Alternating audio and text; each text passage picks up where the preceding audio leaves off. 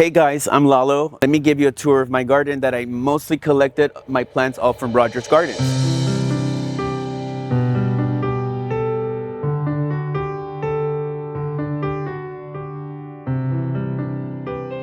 We are in Newport Beach, California, 10AB Zone. So this is one of my favorite plants. It's a blue spruce globe, a standard, very hard to find. I found it at Rogers Gardens, of course. They happen to have two, so they came home with me. And come on. We have some panicle hydrangea limelight here, which it's beautiful and it does really good in our neighborhood in Newport. A lot of people think hydrangeas don't do good because of the sun. But this one's actually sun tolerant and it does great. So it's a really strong plant. Of course, I have a lot of my mop heads because the mop head hydrangeas, you could change these into different colors if you want. But I kind of like the blues and the pinks. It's kind of my thing. Of course, maple tree, everybody needs a staple in their house as a maple tree. You know, we go on, this is my top favorite tree in the world. So this is a cashmere cypress. It's about 5 years old. And I got it like this tiny and it's so cute, but it's my favorite tree. If I had to remove everything, this would probably be the only thing that stays. So this is the front of my house. There's not a lot of planting space, so I like to use pots and stuff to just kind of give it that lush feeling. Of course, you know, staple elephant ears, they're just beautiful. A lot of David Austin roses. Of course, my pots, my Roger Garden pots. Limited edition. I have some petunias, bubblegum. If you know about bubblegum, it's a proven winner's plant. That's one plant would do that. You don't need multiple plants for that. It does the job. Pretty proud of it. So this is actually something I always have every year, no matter what. As we walk this way, this is more of my indoor plants that I didn't want inside the house anymore. They're thriving. They're loving it. Orchid little tree. I was at Rogers Gardens and they had the first red hydrangea by Monrovia. And it was the Sentinel Ruby, and I picked it up at Rogers, and I was like, I had to get it, so I got 4 of them. Just this is what really inspired this, because I don't have any red in my garden. But once I did, you know, a lot of this stuff, everything just kind of blended in really pretty, and it's working for me right now, and I love it. These are just my whole little section of bubblegum. I really wanted to do like a little pink alley, but I don't have a lot of space, so just make it look like that. And I mixed it a little bit with the new hydrangea here that I did get with you guys at Rogers Gardens. And this is the first hydrangea that cascades. So it's a very rare hydrangea for this year. And of course, we love salvias because the butterflies and hummingbirds. It's just a perfect thing. We have my Martha Stewart roses, my beautiful red bud from Rogers. Everything is all from Rogers. And I did get the new Loves Me, He Loves Me Not rose. It's about to bloom one day soon. If you're ever at Rogers Gardens and you see that wall with bulbs in plastic bags in that little room, this is what you're gonna get after you plant them. Like the satisfaction of growing it yourself, it's so beautiful. Makes me happy doing it. And as we go on, it's just roses. John Paul, the rose is my partner's favorite rose. So we had to get that one for him. This is a Bohemian orchid tree and it blooms gorgeous orchids in like summer. And of course I like to decorate it with little crystals and stuff. I found these at Rogers the other day. Look at them. They're just doing great. They're thriving. Pretty happy here. My clematis that is going up the tree with the Generous Gardener Rose by David Austin.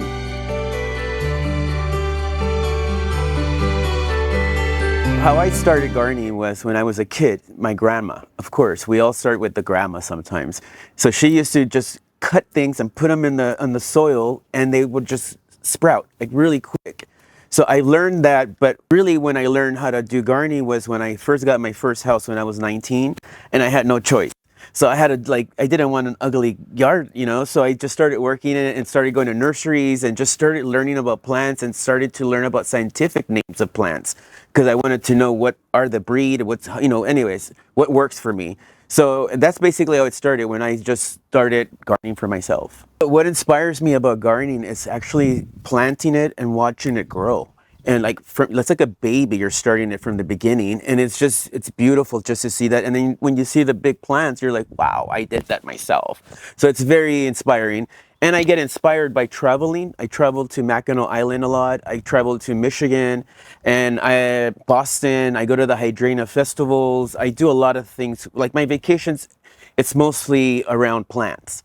So that's kind of like people are like, well, that's not a vacation. No, it is a vacation for me because I enjoy it. And my partner loves doing that too with me. So it's something beautiful. And that's what really inspired me when I see different homes with different gardenings, and I want to do the same thing in my house. So I take little bits of where I travel and try to put them in a little section in my yard. So gardening to me is very therapeutic because stress and all this stuff and all of our jobs, and it's just like you get to your garden, it's only you and them, and they don't talk back to you, which is awesome. Like none of that. So we're all good on that one. And that's what really I like, just being here in my own little piece, my own little sanctuary. My gardening style is a little bit of everything. If I like it and I want it, we'll get it. It's so basically I collect plants. So I travel to collect plants. I ship them from all over places. I go to Rogers Gardens mostly because they have the best unique plants that nobody could find. You try going to other nurseries, you're not going to find what you see at Rogers. That's my step, and I'm very fortunate that it's down the street from my house. So it's like my Disneyland. As my friend Laura B says, it's our adult Disneyland. Gardening has impacted my life by teaching me something that I had to learn the hard way, which is patience. I never have patience for nobody or anything, but plants really, like, you have no choice. They're like, this is how I learn patience. So this is my gardening thing that I did learn from. It was patience. I've been shopping at Rogers for 19 years.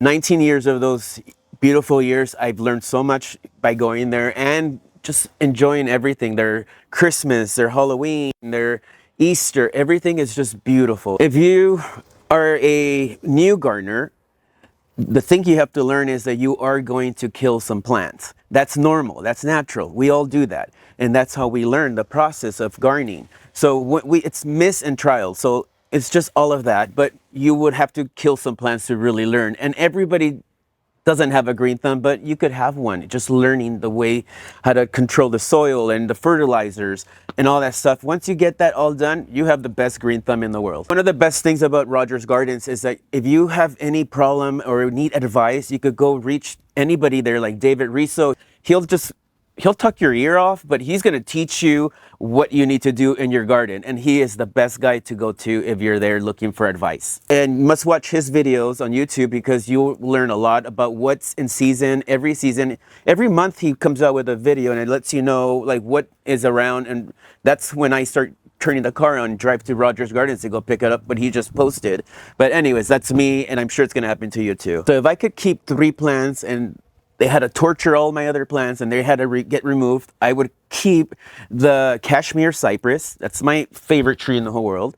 And of course, hydrangeas. And I would like the red bud. I would skip on the roses because they are a lot of maintenance. Zone 10AB, we are able to grow beautiful plants here. So like hydrangeas thrive really good here.